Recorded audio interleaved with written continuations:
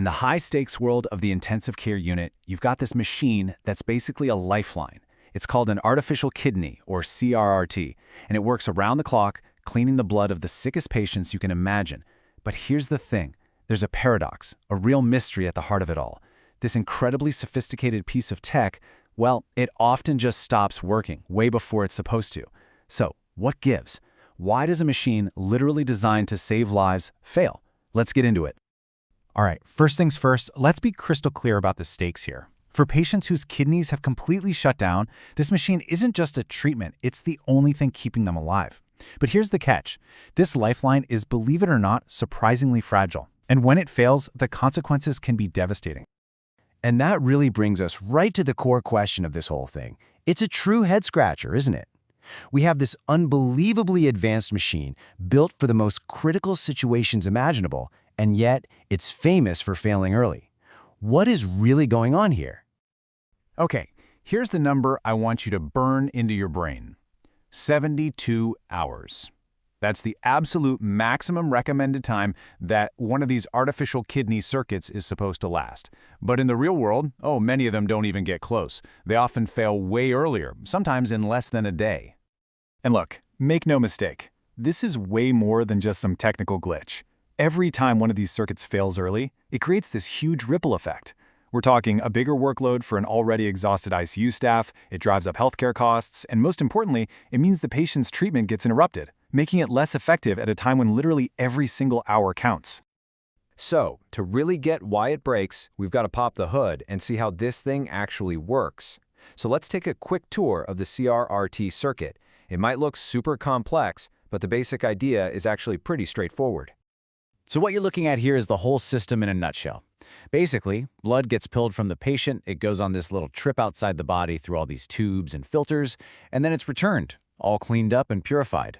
The real rock star of this whole setup is that component right there in the middle, the hemofilter.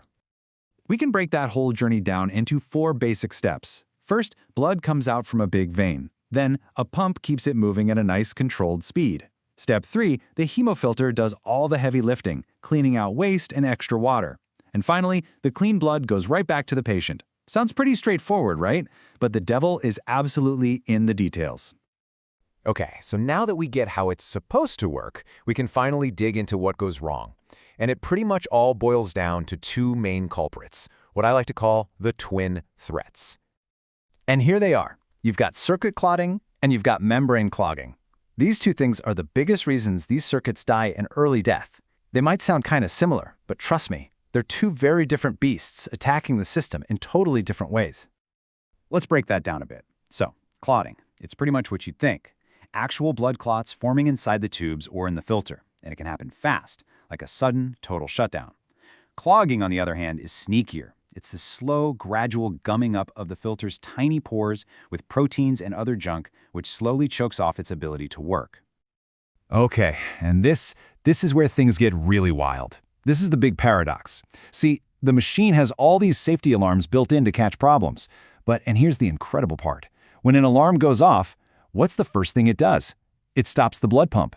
And what happens when blood stops moving? It clots. So the very system designed to keep the patient safe can actually accelerate the circuit's failure. It's crazy. So how in the world do you break that cycle? Well, the answer isn't to just ignore the alarms. It's about getting way smarter about what they're trying to tell us. It's about learning to decode the machine's own language. And that language is pressure. The CRT machine is constantly checking pressures all over the circuit. For the doctors and nurses on the floor, being able to actually read and interpret these pressure changes, that's the superpower. That's how you figure out what's really causing an alarm and how to fix it without just bringing everything to a grinding halt. In this graph right here, this is what that language looks like in action. Notice how it starts negative. That's the pump literally pulling blood from the patient. Then, bam, after the pump, it shoots into positive territory as it pushes the blood through the filter. Every little dip and spike on this line is telling a story. And you can think of this table as your translation guide, your Rosetta Stone for pressure alarms. An alarm for low inflow pressure? That could just mean the catheter tip is nudged up against a vein wall. Easy fix. A high pressure drop across the filter? That's a classic sign that clots are forming inside the filter. And a high transmembrane pressure, or TMP. That's a dead giveaway that the filter membrane itself is getting clogged up. Each alarm points to a specific, fixable problem. And really, this is what it all comes down to. This deeper level of understanding leads directly to smarter care. It empowers the staff to move from just reacting to beeping alarms to actually getting ahead of the problems and preventing them from happening in the first place. So, at the end of the day, here's the big takeaway. The goal isn't just to silence the alarm. The goal is to use the data from that alarm to diagnose the root cause and fix that, whether it's a kinked line, a catheter that's out of place, or the start of a clog. And all of this leads to some really clear, actionable strategies that can make a huge difference. First off, optimizing vascular access. Making sure the catheter is the right size and in the perfect spot from the get-go. It also means managing how much fluid gets pulled from the blood so it doesn't get too thick.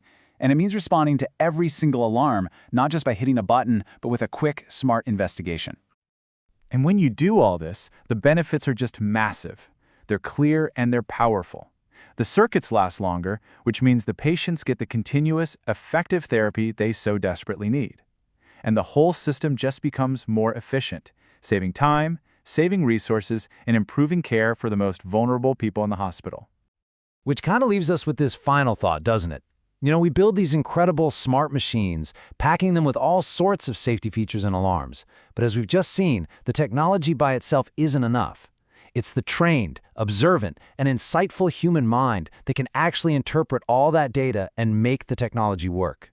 It really makes you wonder, in this age of smart everything, maybe the most vital feature of all is human understanding.